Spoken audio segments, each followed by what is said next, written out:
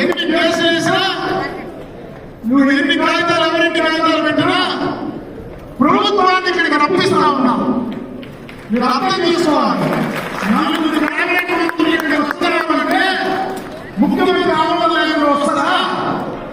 ప్రభుత్వ నిర్ణయాలు వస్తారా? ప్రభుత్వ నిర్ణయాలు వస్తారా?